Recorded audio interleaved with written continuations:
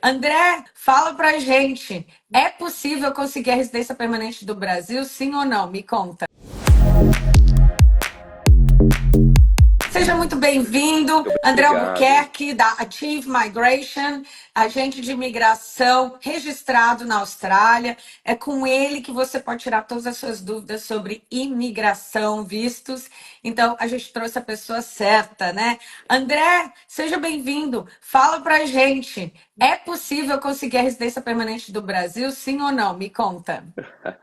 Sim, é possível você aplicar do Brasil e vir para a Austrália já como residente permanente, o que é ideal. Excelente. Obviamente que deve ter um passo a passo aí, é isso que nós vamos falar hoje, né? André, Correto. fala um pouquinho sobre você. Você já está há mais de 10 anos no mercado, né? Quantos anos que você trabalha com imigração? Sim, então, para quem não me conhece, eu sou o André Albuquerque, da Achieve Migration. Eu sou agente de imigração desde 2009 e venho ajudando tanto empresas, indivíduos, né, pessoas dentro e fora da Austrália para imigrar e alcançar o objetivo que é a residência permanente. Mas, claro, o ideal mesmo é a cidadania, quando você tem um passaporte australiano. Lógico que de 2009 até agora eu já trabalhei com diversos casos. Então, assim, é sempre bom poder estar fazendo esse processo. E, claro, eu também migrei para a Austrália, então eu sei bem como é esse processo no lado emocional, que a gente trata todo dia, né? Mas o que me deixa mais feliz é quando a gente está junto e a gente planeja e a gente toma ações para alcançar o objetivo, que seja um visto, né, da melhor maneira possível. Esse sou Excelente. eu. Muito bom. Prazer, né? Pessoal, já vou explicar aqui que hoje o foco dessa live é explicar o perfil ideal para essa aplicação da residência permanente. Então, se você tiver esse perfil ideal, ainda mora no Brasil ou mora em outro país, ou se você tem esse perfil ideal e já mora na Austrália, então fica perfeito para você. Agora, isso não quer dizer que o seu perfil não pode ser construído, tá? Então, se você não tem esse perfil ideal ainda, ele pode ser construído no decorrer do tempo. Mas hoje nós vamos focar no perfil que já está construído, né? Que às vezes está no Brasil, tem aquela dúvida e não sabe se tem o perfil ideal para começar. Então, vamos lá no passo a passo, que é o que a gente gosta, né, André? Isso Conta pra aí. gente aí, desde o primeiro passo, vamos começar aí esse bate-papo. Tá. Ô, gente, eu acho que a gente precisa começar, Márcia, na verdade, entendendo que existem diversos vistos, para quem não sabe ainda, diversos vistos que você pode vir para a Austrália. Um muito comum, na verdade, que todo mundo sempre fala é o visto de estudante, mas hoje a gente quer cobrir, na verdade, qual que é a melhor maneira de eu aplicar para uma residência permanente, que a gente vai se referir como PR ou PR, do Brasil, quer dizer, eu não vou ter uma ruptura, minha dinâmica de trabalho, minha dinâmica com minha família, tudo isso pode acontecer enquanto esse processo, esse visto está acontecendo em paralelo, né? E um programa que a gente utiliza muito para fazer isso é o Skilled Migration, gente. O Skilled Migration, para quem não conhece, é aquele visto que o governo australiano possibilita demanda de profissionais especializados, um sistema de pontuação, que a gente vai entrar um pouquinho em detalhe hoje, como você pode se maximizar seus pontos e, claro, como entender quais são as etapas para alcançar esse objetivo final. Muito bom. Então, praticamente, pela sua carreira, existem formas de você conquistar, então, a residência permanente ainda do Brasil, mas nós vamos focar através da tua carreira, da tua profissão, da tua ocupação, correto? Porque Correto. pode ser também que você conheça um australiano ou uma australiana, case, aí você pode sair do Brasil, talvez, mas aí nem sei se pode sair já com PR, tá? Então, aqui posso estar falando besteira, que talvez tenha um outro processo aí que você não entra, né? Não sei. Mas hoje o foco é através do talento. Então, esse Isso. Skilled Migration, que é um dos programas de imigração, né, André? Qual o primeiro passo que eu tô aqui no Brasil? Tá. Estou aqui sonhando em ir para a Austrália. Preciso saber, né, as oportunidades, qual o melhor visto para mim. De repente, começo a assistir essa live e descubro que eu tenho as características de um perfil de quem pode aplicar. Qual o primeiro passo que eu tenho que dar para fazer minha pesquisa e saber? Já tem o primeiro passo. Qual seria esse? Legal. O primeiro passo que eu diria para uma pessoa que está no Brasil e que não tem esse conhecimento ainda, não, ou está começando a pesquisar agora, é entender que existem três listas de ocupação em demanda aqui na Austrália. para que se aplique nesse processo. Então, a gente precisa entender que a Austrália é uma confederação de estados, primeira coisa. Então, a gente tem um governo federal, tem um governo estadual, e juntos eles conversam, mas tem uma certa independência desse processo todo. Ou seja, como que isso reflete no programa de imigração para esse visto de talento, profissionais em demanda? Uma lista de ocupações em demanda que reflete a necessidade do governo federal, ou seja, a gente vai se referir a ela como uma lista de longo prazo. Então, são ocupações que o governo australiano entende que são profissionais que são necessários de 5 a 7 anos, por exemplo. Já os estados, pensando nessa confederação, também falam, olha, a gente precisa desses profissionais aqui na Austrália para que a gente possa dar continuidade nas atividades do estado.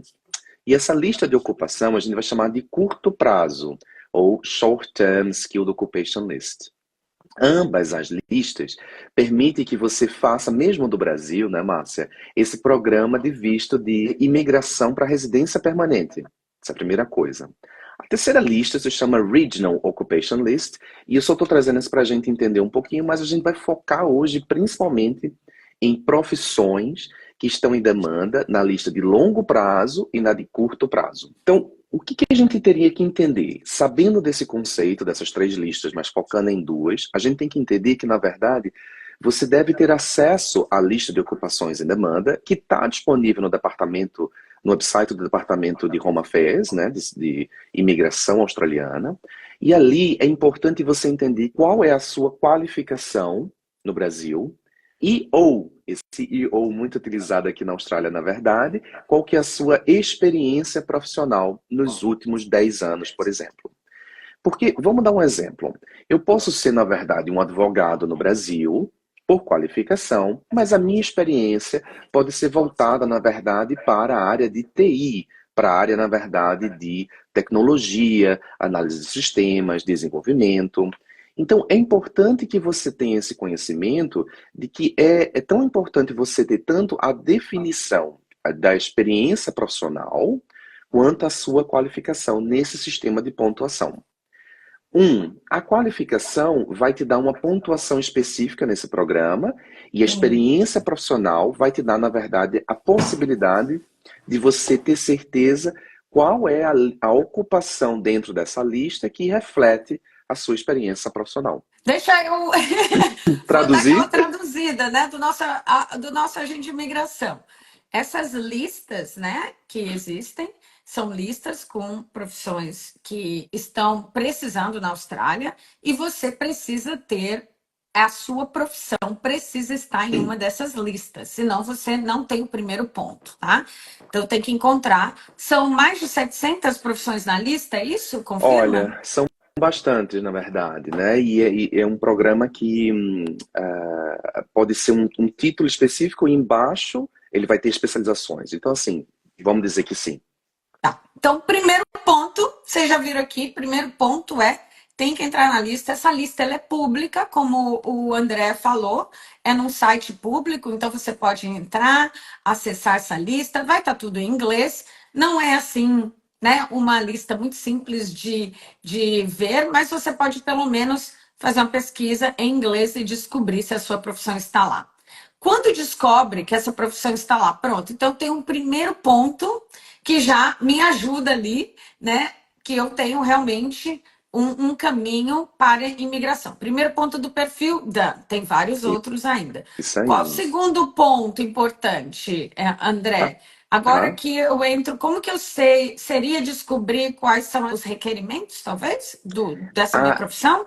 Isso, exato. Então, os requerimentos, por exemplo. Então, vamos dar um exemplo. Se eu vou como um profissional qualificado da Austrália e estou mudando para o Brasil, eu preciso fazer um processo de homologação, de reconhecimento das minhas qualificações e experiência profissional para que eu possa atuar no Brasil. Vamos colocar dessa maneira. Da mesma forma, acontece aqui na Austrália. Uma vez que a gente decidiu, aquela ocupação reflete tanto a minha qualificação quanto a minha experiência profissional, é importante que agora a gente entenda e identifique qual é o órgão ou o departamento alocado para fazer o que a gente chama de validação de qualificações. E esse termo técnico em inglês chama Skills Assessment. Mas a gente vai chamar aqui como uma validação, homologação, reconhecimento de qualificações. Esse é o segundo ponto que você precisa entender. Por quê? Não adianta nada você satisfazer o quesito de experiência ou de qualificação se nesse processo de validação, de homologação, você não satisfaz o critério. Aqui vai ser uma barreira. Então a gente precisa entender, como a Márcia está falando, qual que é a nossa qualificação, experiência profissional e entender quais são os critérios, requisitos para a gente fazer esse processo de validação. Isso, ótimo. Eu quero dar até aqui alguns exemplos, né, que acontece com frequência dentro da minha mentoria, é que como eu faço a parte do currículo e da parte de LinkedIn, então muitas vezes as pessoas confundem empregabilidade com a imigração, né? Então, sempre para imigração vai ter certos critérios de requerimentos Uhum, que são muito mais, como eu digo assim, mais restrito, tem que ter documentação de todos os requerimentos, e para empregabilidade nem sempre. Vou dar aqui um exemplo, tá, André? por favor. Eu tenho um aluno, por exemplo, que fez um tecnólogo em marketing, tem 5 anos de experiência, então o currículo, quando ele vai fazer comigo, é um currículo excelente. Assim, se ele fala inglês, não vai ser muito difícil ele conseguir entrar na área aqui, né? Uhum, Porque um tecnólogo, 5 anos de experiência, está ótimo. Só que quando ele pensa em aplicar para uma residência permanente, ele entra na lista de demanda, encontra a profissão, né, marketing specialist lá na lista, e ele clica em um botão para saber quais são os requerimentos. E aí os requerimentos da imigração é diferente do que ele tem. Por exemplo, vai pedir uhum. um bacharel e ele tem um tecnólogo. E aí é exatamente isso, pessoal, que o André está falando aqui, tá? Que quando a gente descobre que a profissão está na lista, não é o suficiente, precisa entender quais são os requerimentos para imigração, que muitas vezes é diferente de requerimentos para conseguir um emprego, né? Então fala um pouquinho mais sobre isso, Falo. André. Como que pode ajudar os imigrantes que talvez não tenham o requerimento correto e os que têm também, né? Que a gente está Aham. falando dos que já têm o requerimento É, correto. vamos começar pelo caminho mais tranquilo, que é, na verdade, o que tem o critério.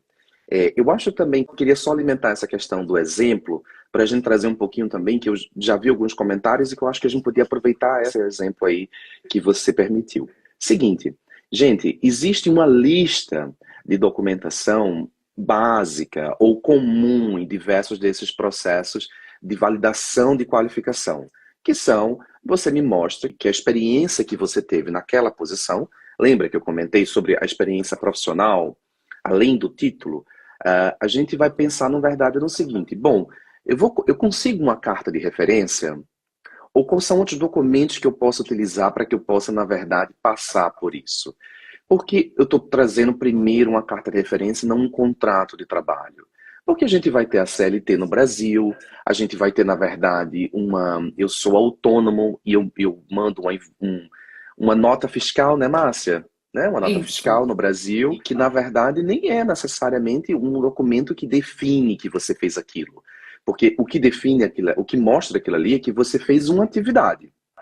Mas a definição, qual foram as suas responsabilidades sobre aquele cargo durante aquele período, é a carta de referência, gente, que vai mostrar. Então, Entendi. o grande ponto que a gente precisa pensar é: consigo uma carta de referência do meu empregador ou da pessoa com quem eu trabalhei, confirmando as minhas responsabilidades naquela posição durante aquele período? Isso é uma coisa. Segunda coisa, a experiência profissional foi paga, então precisa ser remunerado. Não pode ser um trabalho voluntário. Não adianta, isso não vai satisfazer o critério. E em muitos desses processos de validação de qualificação, a gente precisa entender também que a experiência profissional vai ser após o nível de qualificação requerido. Então vamos dar um exemplo aqui. Vamos trazer isso para a prática, tá? A Márcia está comentando que, por exemplo, essa pessoa tem um tecnólogo em marketing, mas para fins de imigração, critérios diferentes, para fins de imigração, o departamento de imigração exige que para aquela função a pessoa tenha, o aplicante tenha pelo menos um bacharelado. Nesse exemplo específico de marketing, quem faz o processo de validação se chama um órgão VET-Assess, né? É um órgão voltado, alocado pelo governo federal, responsável de fazer diversos processos de validação de qualificações em diversos tipos de vistos. A gente não vai entrar nesse mérito ainda, porque senão a gente vai falar muita coisa e vai complicar. Mas esse órgão vai exigir que você tenha, por exemplo, o bacharelado, experiência profissional no mínimo de 1 ano, que seja relevante e que seja após a qualificação. Uma das perguntas que a gente mais recebe: a minha experiência profissional foi durante o curso. Isso satisfaz o critério? Não, não para essa função. Para outras funções, a gente pode até, na verdade, pensar, principalmente na área de TI, que a gente pode utilizar esse processo, ou na área de engenharia, que também utiliza de uma forma mais simples. Mas, na área de marketing, como esse exemplo que a gente está dando, não satisfaz, gente. Então, voltando, uma vez que a gente entendeu qual que é a ocupação, a gente entendeu qual que é a qualificação requerida, a definição de experiência necessária, quais são os documentos que eu preciso para proceder em termos gerais. Claro, cada um vai ter uma variação, mas em termos gerais, quais são os documentos que eu preciso para que a gente possa proceder e receber um resultado positivo dessa validação de qualificações. O primeiro é uma carta de referência confirmando o tempo, a posição, as responsabilidades e para quem você trabalhou.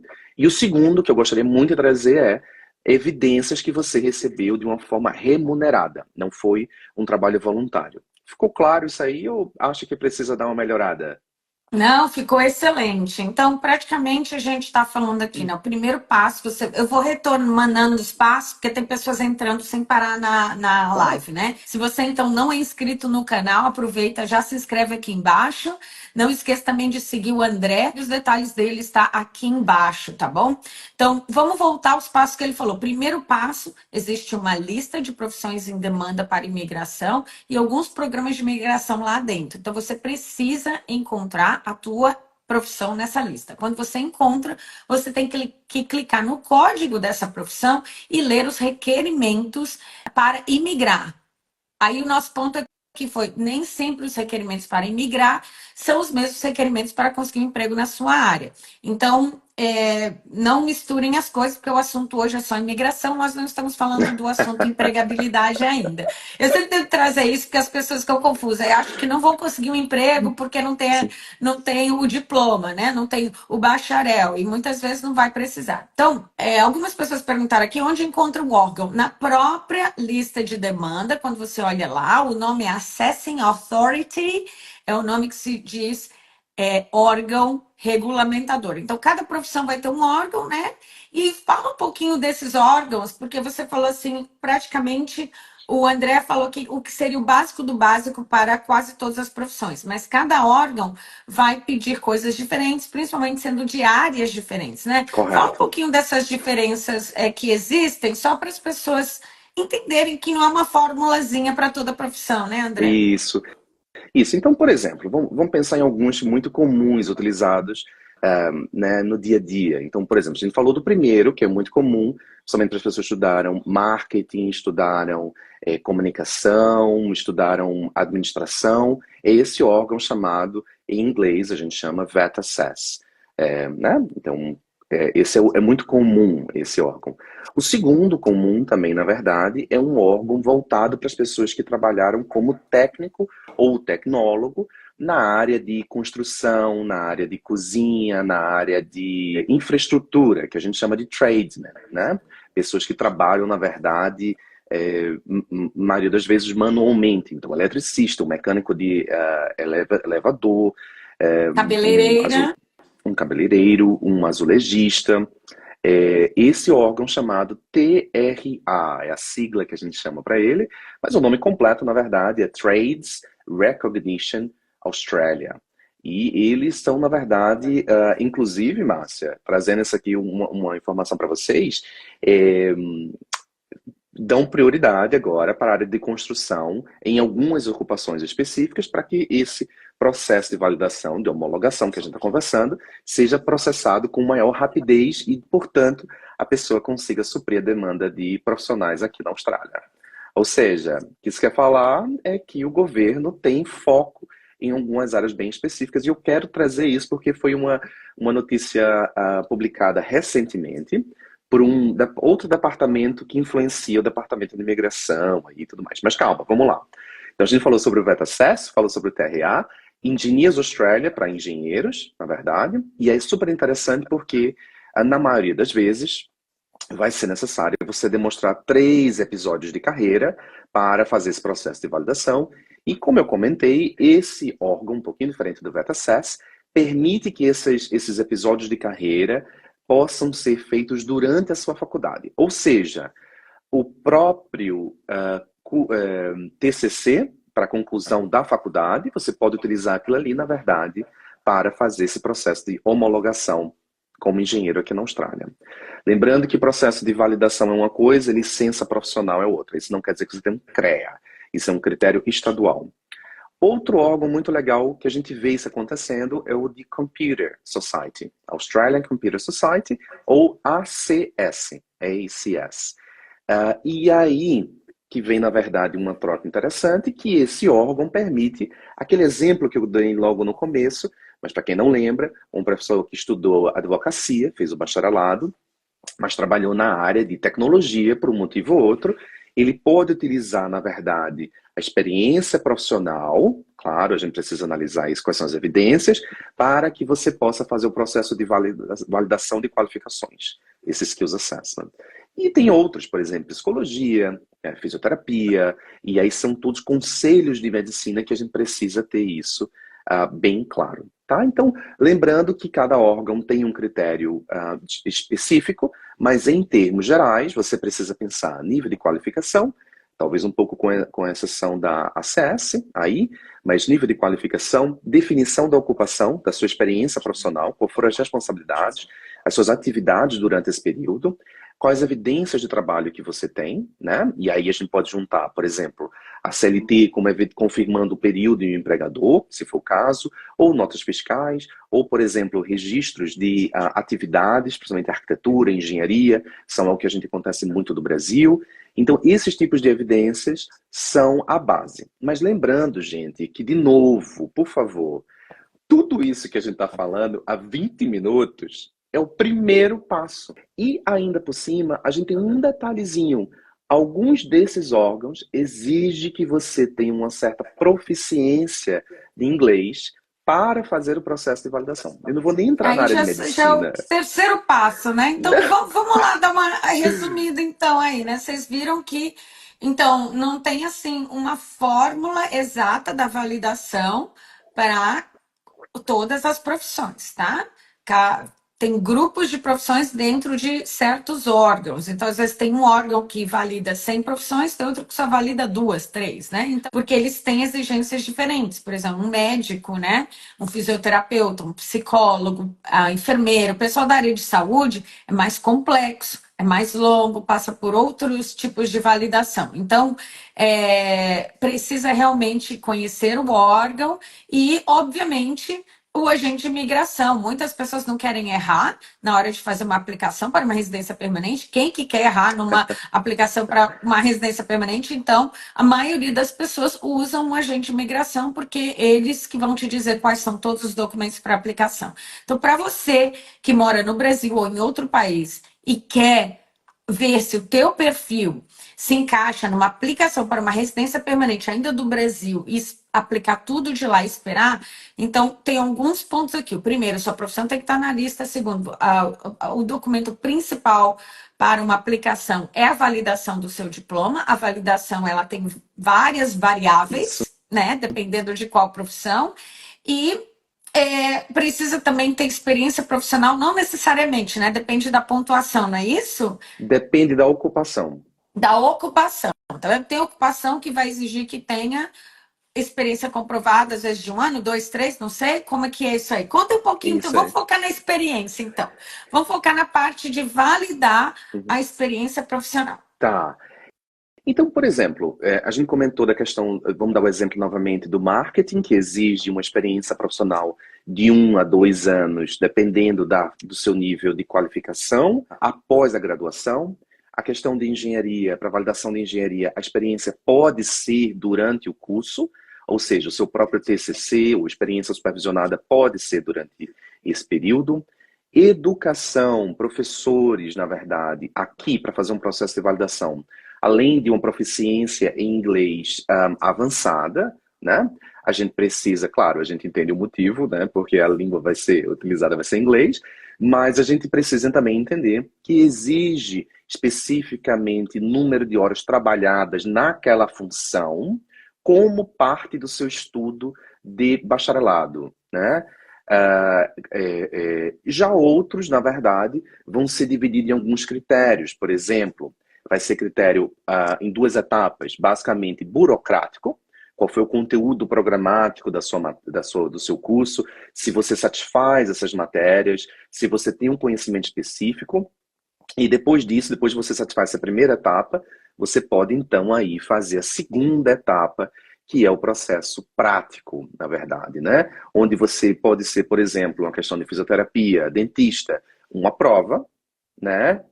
Que acontece em datas específicas, pré-estabelecidas, ou, por exemplo, você pode fazer um estágio supervisionado e apresentar para uma banca que analisa se você tem aquela qualificação e experiência profissional necessária para atuar na Austrália. Deixa eu falar só uma coisa aqui, que eu acho que é o pulo do gato. Principalmente para você que está fora da Austrália fazendo esse processo. A gente está falando sobre um caminho de imigração para alcançar residência permanente do Brasil ou de outro país, que você está fora da Austrália. E sim, é possível você alcançar essa residência permanente. O que a gente precisa entender é que em alguns processos, principalmente esses que são divididos em duas etapas, você consegue demonstrar o seu interesse de migrar, e a gente está trazendo agora para a prática. Você consegue demonstrar o seu interesse de migrar, mesmo com a primeira etapa completa e a segunda ainda não, em algumas profissões. Legal? Então tá. Então vamos fazer uma analogia aqui desse processo de imigração. Agora que a gente está concluindo um pouco desse primeiro degrau, que é a validação de qualificações, que a gente chama isso aqui de Skills Assessment, onde a lista de ocupações em demanda está disponível no Departamento de Imigração, isso chama Skill On Demand List, então isso pode ser uma coisa que você pode buscar, você vai entender qual que é a sua ocupação, você vai entender, a última coluna vai falar qual que é a instituição responsável para fazer esse tipo de processo, esse tipo de validação de qualificações. Então essa é a primeira etapa. Segundo degrau, agora a gente está falando, na verdade, bom, já que eu já fiz isso, o que eu preciso fazer depois disso? A gente agora vai falar sobre, na verdade, pontuação. Então, se eu estou utilizando um dos caminhos, tá? Né, Márcia, que a gente está conversando aqui. Márcia conversou falando que você pode entrar em relacionamento e que a vida muda, né? Uma pessoa você entrou em relacionamento com aquela pessoa e a vida seguiu daquela maneira. Mas um dos outros segundos critérios para o programa de profissionais em demanda, Skilled Professionals, vai ser, na verdade, a proficiência de inglês, do teste de inglês. E aí, Márcia, isso assim é uma dor no meu coração e eu sempre bato nessa tecla, porque quanto mais, e você concorda comigo que a gente já conversou sobre isso várias vezes, quanto mais você estiver preparado em nível de proficiência, em teste, e tiver uma nota melhor vão ser suas chances de ser chamado, convidado para um processo de residência permanente aqui na Austrália, através desse programa de profissionais em demanda. Márcia, explica para a gente de novo como é esse processo super importante que a gente conversa sobre essa prova de inglês. Como que é a Isso. vantagem disso? A gente fala muito sobre como o inglês é importante. Então, o próximo passo, o terceiro, para você poder se tornar um residente permanente, você vai ter que fazer um teste oficial de inglês. Tem vários testes, né? Tem o IELTS, tem o PTE, tem o TOEFL, tem o Cambridge. E esse inglês você precisa ter. Então, você talvez pense assim, nossa, eu tenho a formação, eu tenho a experiência, até agora está indo tudo bem, minha profissão está na lista, aí pá, você não fala inglês. Então, nesse caso, você não tem todo o perfil ainda para conquistar a residência permanente. Algumas profissões, eles exigem um nível baixo, mas tem algumas profissões, como até o André falou, um professor, ele vai ter que tirar uma pontuação alta, porque a intenção da Austrália de te dar essa residência permanente como profissional é para você chegar aqui e já começar a atuar, e já começar a cobrir os buracos que estão em demanda. Então, não adianta vocês acharem que sem inglês vocês vão conseguir aplicar a residência permanente do Brasil. Então, o que, que nós sempre te pedimos e falamos muito, quase que diariamente, quem se prepara e lidera. Se você está pensando em morar na Austrália ou no exterior, em outro país, de língua inglesa, então você não precisa esperar para estudar inglês quando chegar aqui. Você já começa hoje. Ontem você já deveria estar começando a falar inglês. Porque o inglês vai ser grande parte do processo. Mas não só isso. Se você tira o mínimo da nota para passar, muitas vezes você não vai alcançar nem a pontuação mínima para aumentar para o teu processo. Então, quanto mais alta a tua pontuação, melhor. Então, o inglês é o único, acho que é o único lugar que dá para ficar aumentando Aham, os pontos de forma mais rápida e eficiente. Claro que correto. conforme você vai melhorando os anos de experiência na tua área, vai aumentar lá a tua pontuação. Só que vai demorar 1 ano, 2 anos para você conseguir melhorar a tua Isso. pontuação. O inglês não. Você pode acelerar o inglês e ele pode te levar para um outro nível mais alto de pontuação. E é isso que a gente sempre fala, né, André? Isso aí. E é isso que eu quero trazer para vocês também, que é o seguinte: o mínimo de inglês, como a Márcia está comentando, é que você precisa ter um inglês competente. E esse inglês competente é o básico para um processo de imigração. Ou seja, você consegue se comunicar tranquilamente em inglês, mas talvez não tenha um conhecimento técnico das palavras específicas sobre aquele assunto. E isso vai ser o inglês, na verdade, de um IELTS. Lembrando que existem 2 tipos de IELTS, provas de IELTS, o general e o acadêmico. Maioria para imigração, a gente só precisa do general, não precisa do acadêmico, mas dependendo do processo de validação, talvez você tenha que fazer o acadêmico, como por exemplo, o contador. Né? A produção de Médico contador. também? Médico precisa? Médico precisa com certeza, professores, né? A enfermeira. Ok, mas voltando para a área do departamento de imigração.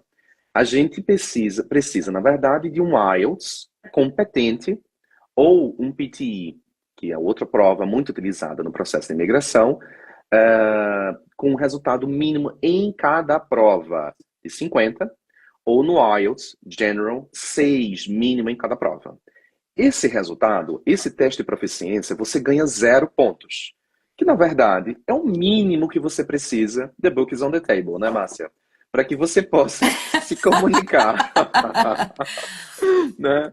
Ok, mas como que a gente pode maximizar essas oportunidades de imigrar para a Austrália de novo? A gente falou processo de imigração, processo de validação, proficiência em inglês, segundo nível de inglês, que a gente agora ganha 10 pontos. Opa, começamos a ser reconhecidos pelos nossos esforços.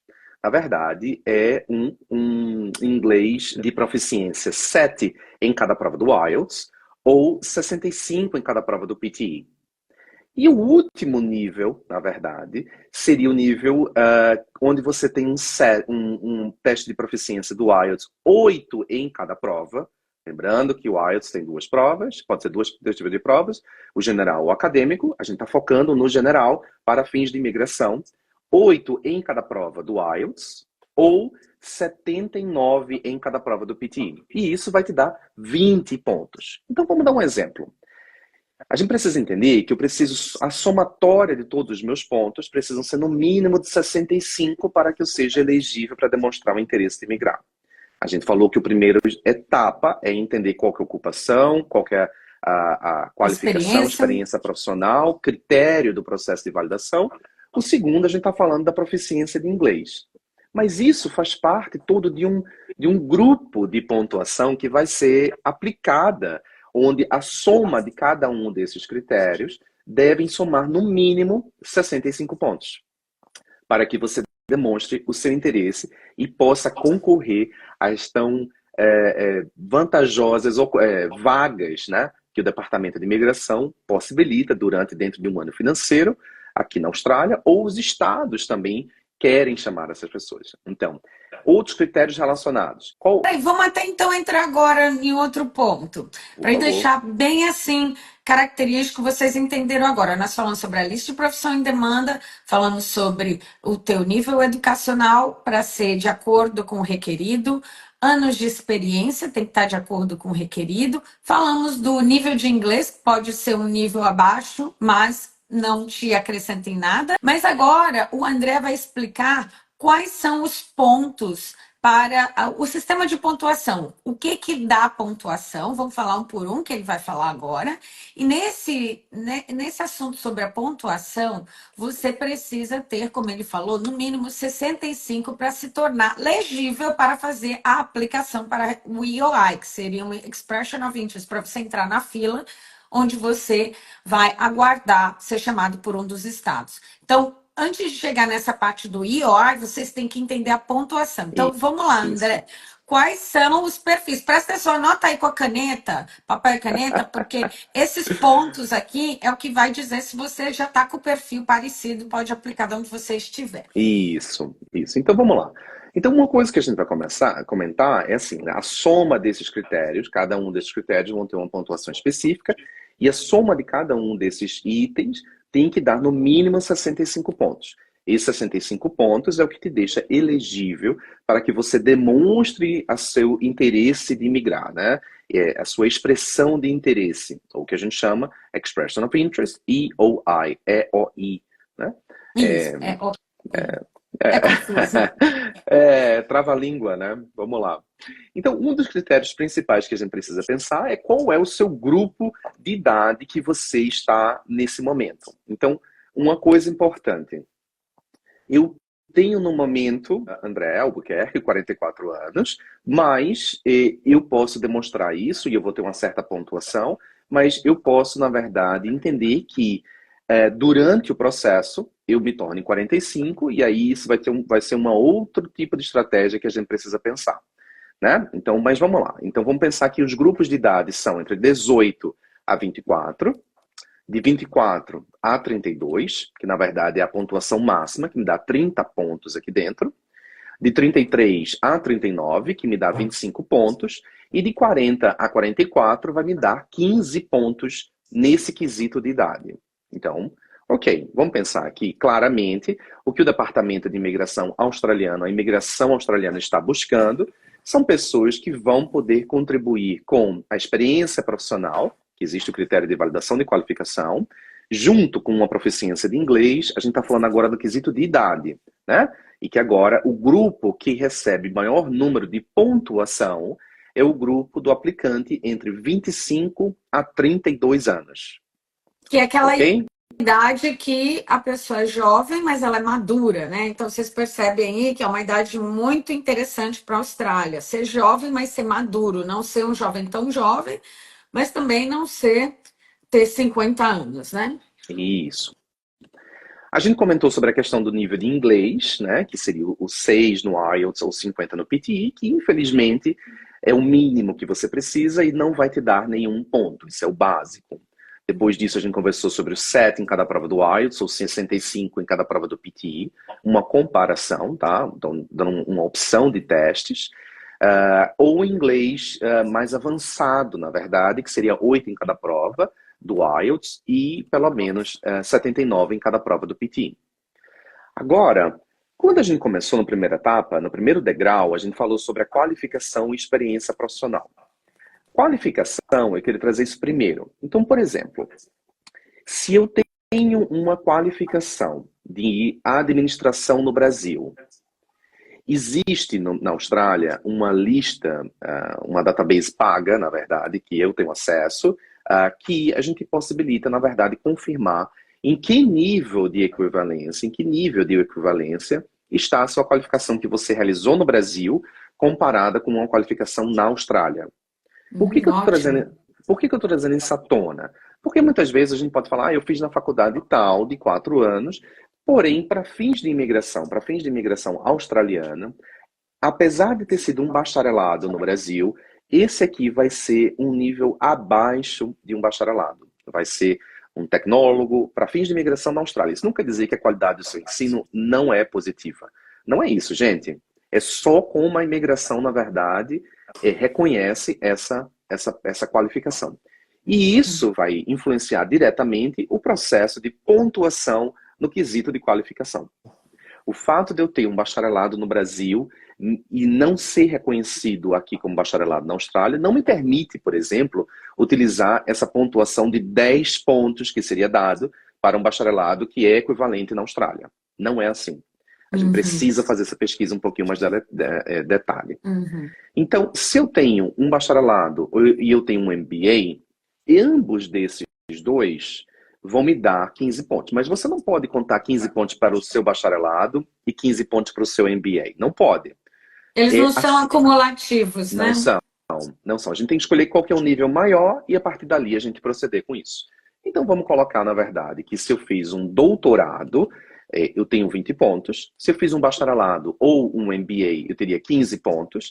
E se for uma licenciatura, se for um técnico ou um tecnólogo, seriam 10 pontos de qualificação, né? E claro, para aqueles casos que a gente conversou que eu não tenho uma qualificação, mas eu tenho experiência profissional, principalmente na área de TI, né? A gente teria, na verdade, uma zero pontuação nesse quesito. Então, idade a gente falou, inglês a gente falou, a gente está falando sobre qualificação. Vamos falar um pouquinho ainda sobre qualificação para as pessoas que vieram para a Austrália e estão estudando aqui. Não é, a gente ganha mais 5 pontos se você completou 2 anos, mas vamos deixar esse critério de fora, que a gente está pensando de novo. Se eu estou fora da Austrália, como eu venho, né, para uma residência permanente? Tá? Isso. E deixa eu só completar aqui. Então, pessoal, o André está dando com bastante informações técnicas, porque vocês realmente sempre pedem para entender mais a fundo, né? Então, tem bastante tecnicalidade aqui, mas trust me, você precisa ter esse entendimento, tá?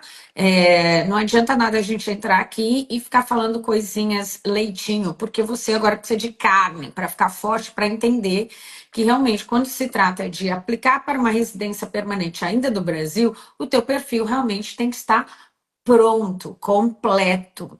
E algumas dessas validações que são por etapas, né, André? Algumas não dá para concluir a validação 100% do Brasil, não é isso? Como que é o caso, por exemplo, eu diria de quem seria o caso médico? Teria que fazer aqui a última parte? Médico, Ou psicólogo? Psicólogo? Um arquiteto, né? Precisa fazer isso. Um veterinário precisa fazer, um médico veterinário. Então, o que cabe também, eu acho aqui, Márcia, para a gente deixar, na verdade, as pessoas mais em paz, né, e ter o conhecimento, é que há uma possibilidade da gente fazer também, na verdade, uma assimilação da sua experiência profissional. O que eu quero falar com isso? Olha, mas aí o nível de inglês é muito avançado, que eu preciso, algo desse tipo. O que eu posso alcançar aqui? A gente pode, na verdade, analisar a sua experiência e fazer isso através de uma ocupação que não exija tanto e, portanto, não mexa na sua estrutura atual. Permite que Olha, ele está falando sobre estratégia, minha gente. Então, ele está pegando aqui uma estratégia, tá? Presta atenção, pega isso aí, porque é a parte que entra uma estratégia. Tá, meu nível de educacional, meu nível profissional é aqui bem alto. Percebi que tem uma certa exigência aqui, que algumas coisas meu perfil não está completo ou vai me exigir muito do inglês. Então, a estratégia de conversar com a gente de imigração é essa aqui, ó. Então, o que ele está falando? Vamos pensar em outras opções que estejam na lista de ocupação, ou paralelas, ou abaixo, subprofissões. Continua aí, André, para o pessoal ver como que existe estratégias. Exato. Então a gente utiliza, na verdade, esse caminho, essa análise, para que a gente possa falar, olha, qual que é a possibilidade, então, da gente satisfazer desse critério para que você possa também traçar um plano de imigração que reflita os seus objetivos, principalmente que a gente está conversando aqui, residência permanente, né? Então isso seria um dos casos. Mas, só para a gente não se estender muito, Márcia, porque eu acho que, na verdade, pode existir um overload, né? Existir uma dor de cabeça após tanta informação. Vamos só focar rapidamente, eu queria trazer a gente, focar um pouquinho rápido sobre o sistema de pontuação, para a gente concluir essa análise.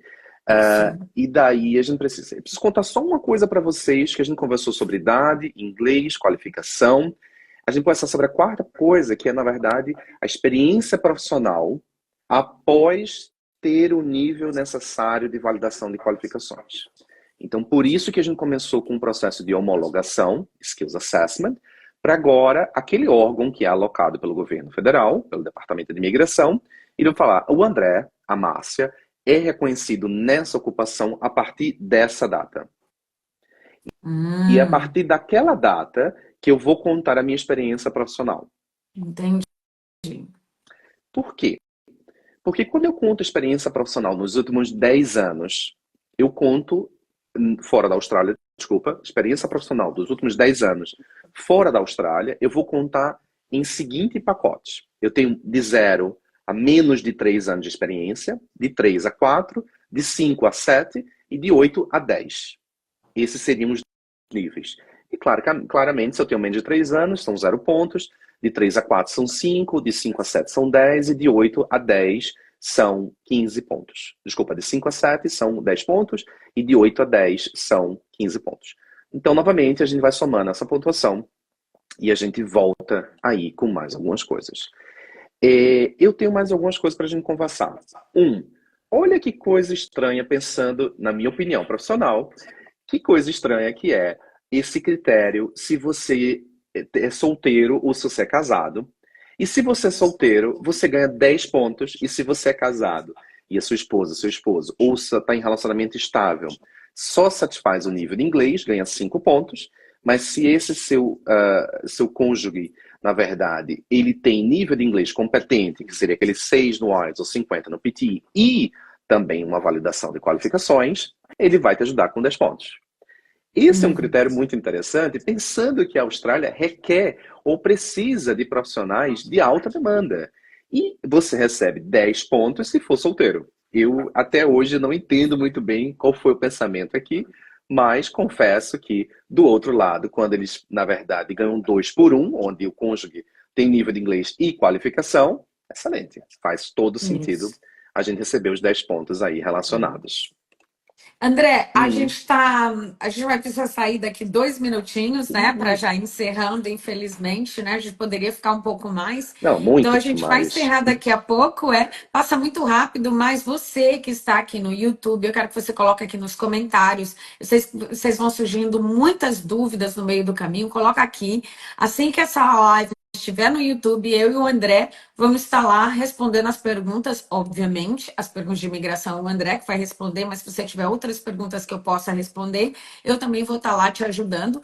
Então, não saiam desse vídeo sem deixar as tuas dúvidas, porque a gente pode, inclusive, pegar a sua dúvida e fazer outra live, né? Às vezes uma Com certeza. dúvida, gente, ela é tão longa a resposta que não dá para simplesmente escrever preto no branco ali. Precisa de uma live para explicar os detalhes. No caso branco é assim, no caso cinza é assim, no caso preto é assim, porque imigração nem sempre é uma coisa assim, preto no branco, né? Também eles abrem várias exceções, né? Por exemplo, Isso.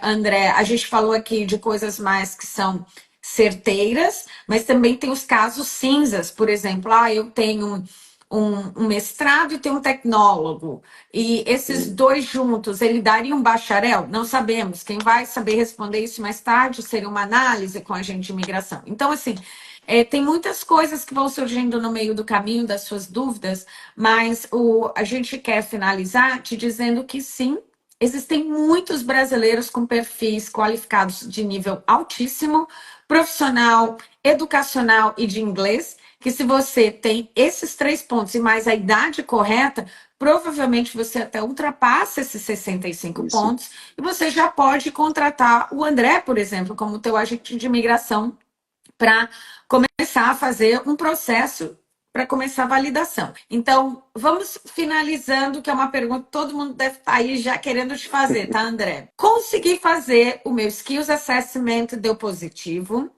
Fiz o meu teste de inglês, tirei uma nota boa. Posso agora entrar em contato com você, fazer a aplicação que se chama Expression of Interest. Isso não quer dizer que você já tem residência permanente. Então, quando você tem esses documentos, você vai agora para uma fila do Estado e o Estado tem a cotação dele para aquela tua profissão para te dar de vistos. André, quanto tempo a pessoa vai esperar nessa fila até ser chamada para uma residência permanente? Joguei ele Olha, na fogueira, gente. Joguei ele na fogueira. Vamos lá. olha, primeiro é o seguinte, né? Esse relatório que saiu, na verdade, do ano de 2024, as seguintes áreas, eu vou ler aqui para a gente, Thais, e eu acho que a gente pode fechar isso com a chave de ouro. As seguintes áreas são as principais mais chamadas, entre maio de 2023 a maio de 2024. Assistência social e cuidados de saúde, educação, e o terceiro, construção, né? Infraestrutura. Então, essas são as principais áreas, e, portanto, eu estou trazendo essa tona, que eu acredito que você tem uma grande possibilidade de ser chamado, na verdade, muito mais rápido. Mas a sua EOI, a sua Expression of Interest, a sua expressão de interesse, é válida por até 2 anos. E lembrando que você não precisa fazer nenhum desses processos sozinhos. Inclusive o processo de validação de qualificações. A gente te ajuda com isso. A gente analisa o teu perfil e é como a gente conversou na estratégia. A gente traça se o melhor caminho vai ser essa ocupação ou essa. Mas, claro, trabalhar junto com você. E daí acompanhar o processo de inglês, o processo de Expression of Interest. E, claro, eu acredito que esse ainda continua sendo uma boa estratégia, considerando o número de vagas, considerando que o estado de Western Australia já publicou que também está convidando pessoas que fora da Austrália. Então, assim, gente, isso é uma oportunidade única para não mexer na sua estrutura e vir para a Austrália como residente permanente. Isso é um caminho de muitas pessoas, tanto dentro e fora da Austrália, e que a gente está aqui para ajudar. Márcia, quero agradecer, eu sei também que a gente está nos horários, quero agradecer a todo mundo que participou. Muito obrigado. E, claro, precisando, a gente vai estar aqui disponível, como a Márcia comentou, e fazer alguns comentários, responder as perguntas no YouTube.